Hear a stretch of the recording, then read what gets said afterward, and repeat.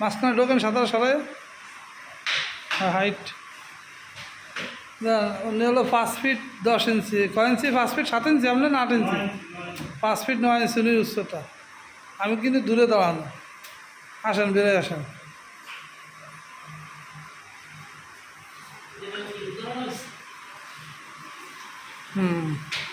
থাক।